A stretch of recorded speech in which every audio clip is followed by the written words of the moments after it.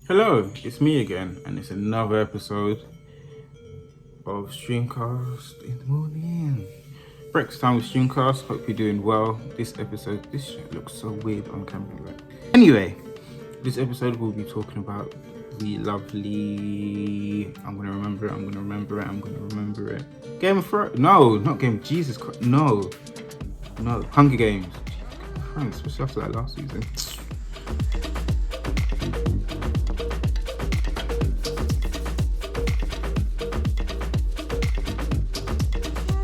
I think there's two things they can do. It's a little bit like the Mandalorian episode. You can check that out below. So with Katniss, I believe that not Katniss, with the wars and what's happened, I believe you can explore the whole, I guess, history behind it and why they're separated and why they're the community that they are and the wars they fought and having you be on the, I guess, the side that lose, but you're a survivor. And you're going through that, telling that story as to why this world was created and why there's such divisions between the capital and the kind of tiers and why it goes down everywhere else. I think it really builds a really good narrative. Now, the only thing is you have the haters who don't like politics in their game, but unfortunately some of the best games are political, so you're just gonna have to deal with that, or don't deal with it, don't buy it. But I think it would work. I think it's a good reflection of society. I think they can switch it up a bit. Maybe it's not coal, maybe it's minerals, maybe it's factory workers making the garments, just some bits they can take, some bits they can, I guess, zhuzh up with and bring it to, I guess, a modern time. But I do like the fashion and the clothes and the stories from that, so and the kind of how everything's divided in the different communities. So I think it'll be a good game. It would be nice if it's not from the perspective of a generic white male. I don't think we need it, to be honest, especially in this. Like, if you're doing on garments, maybe it's from the perspective of a woman who fought in the war. I'm an Asian woman, maybe she's obviously of that time, but we will probably know them to be of Bangladesh heritage or Pakistani heritage, because that's where a lot of the garment factories are being built, and unfortunately lives are being lost. So I feel like it'll be important to make those connections. Minerals, a lot of minerals are being plundered, particularly from all over Africa, but very, very specifically Congo. So it'd be very, very interesting to see that in the game too and explain that.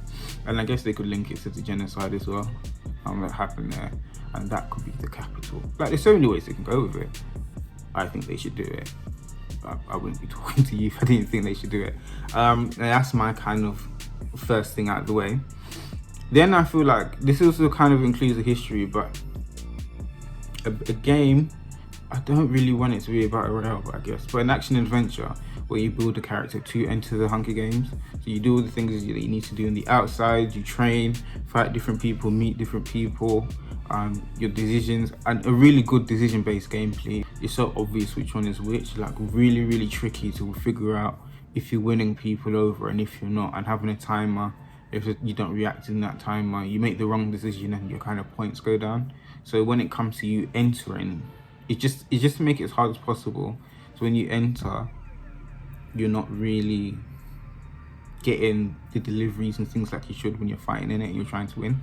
I feel like this could be very good to lend people. I think this lends itself well, to allowing you to customize a character. I don't think it's a game where you need a focal point. It's all about you, and it's all about decisions you feel personal to. So whether it be the clothes you pick, if you care about that. If you don't, you can look like a bum, I guess. And if you do, you can pick the most stylish things. Your weapon of choice when you're going in, your decisions, how I feel like, no, not randomized, keep it linear. Like, your decisions of when you go in, what's the first thing they do, the drops, the animals they put in that you've got to face, a real build kind of character and character relationships that you have and you need to have with someone, and just kind of roll with that.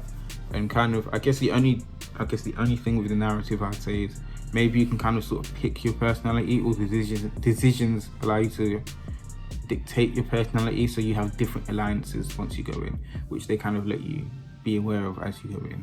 And you can decide, I think once you're in this kind of prison or this kind of world trying to be number one, the decisions you make can be, do I kill them now, later, do we ally? You make those decisions trying to win, I think it's a bit tricky, kind of those kind of paths.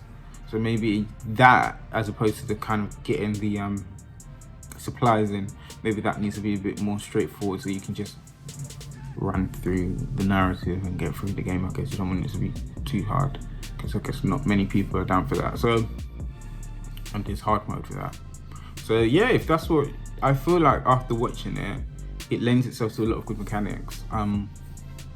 Because supplies, so kind of like a survival horror in a way, because you will be in the dark in the day, action adventure, making decisions, building things, building traps, avoiding traps, you know, building things to detect people that are nearby, things for your wounds, catching drops when they come in. Maybe they have a limited time in which you can reach them.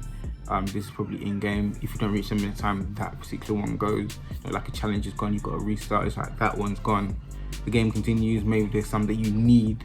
Yeah, it might drop and then you have to get that, but you have to fight a boss in order to get that, and then that continues the story. That kind of game, I think it'll be fun. I think it lends its hand well, the franchise. I just don't think it needs to follow her story particularly. I think we've seen it enough. But I think you can really tell a really good, two ways you can really tell an amazing story. Thank you for watching another episode of I call this Saturday morning Streamcast. It could be breakfast Streamcast. Anyway, we're with you. It's a Saturday.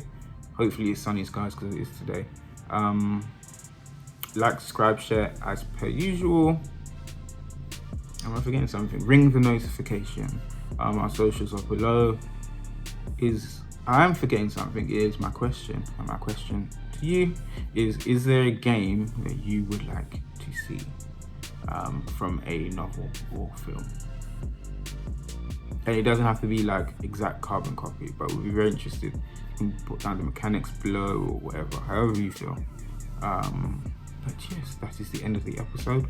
Catch you in the next one, bright and early.